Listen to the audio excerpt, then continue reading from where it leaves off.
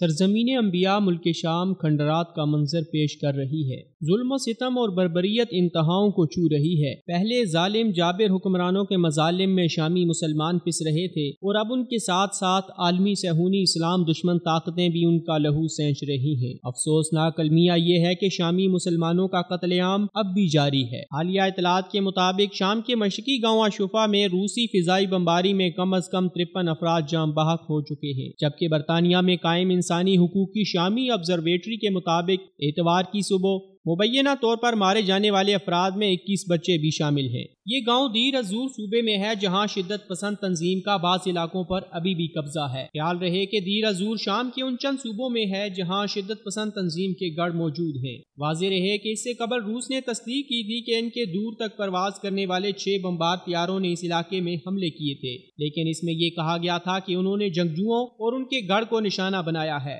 واضح رہے کہ کئی برسوں سے شام میں جاری خانہ جنگی میں روس بشار الاسد کا اہم حلیف رہا ہے۔ اقوام متحدہ کی حمایت سے ہونے والے امن مذاکرات کے جنیوا میں رواں ماہ پھر سے شروع ہونے کی امید ہے، لیکن یاد رہے کہ اس سے قبل مذاکرات کے کئی دور ناکام ہو چکے ہیں۔ اس کے علاوہ گزشتہ اتوار ہی کو ایک دوسرے واقعے میں دمشق کے مضافات میں باغیوں کے قبضے والے ایک علاقے میں 23 افراد کے مارے جانے کی خبر بھی ہے۔ تفصیلات کے مطابق مشرقی غوطہ میں کئی مقامات کو فضائی حملے اور توپ سے نشانہ بنایا گیا ہے۔ تقریباً 2 ہفتے قبل شامی فوج کی پیش قدمی کے بعد سے اب تک وہاں 120 افراد مارے جا چکے ہیں۔ 4 سال کے محاصرے کے بعد غوطہ کے 4 لاکھ محصور رہائشیوں کے حالات بے حد خراب ہیں اور فاقوں سے ان کی موت تک کی خبریں آ رہی ہیں۔ افسوسناک المیہ یہ ہے کہ گزشتہ ہفتے اقوام متحدہ نے ایک رپورٹ جاری کی ہے جس کے مطابق وہاں غذائی اشیاء کی اس قدر کمی ہے کہ لوگ جانوروں کا چارہ اور کوڑے سے سامان اٹھا کر کھانے پر مجبور ہیں۔ صد افسوس کہ ہم مسلمان جو ایک امت ہونے کے دعوے دار ہیں اور ان مظلوم شامی مسلمانوں کے دینی بھائی ہیں، کیا بشار الاسد کے بیر البموں اور فضائی حملوں اور بحیرہ روم کی بے رحم موجوں کی نظر ہو کر مرنے والے مسلمانوں سے ہمارا کوئی رشتہ نہیں؟ کیا ہم قرآن و سنت کی ان تعلیمات کو فراموش کر چکے ہیں کہ تمام مسلمان بھائی بھائی ہیں؟ کیا ہمیں آخرت میں اللہ تعالیٰ اور اس کے رسول صلی اللہ علیہ وسلم کو منہ نہیں دکھانا؟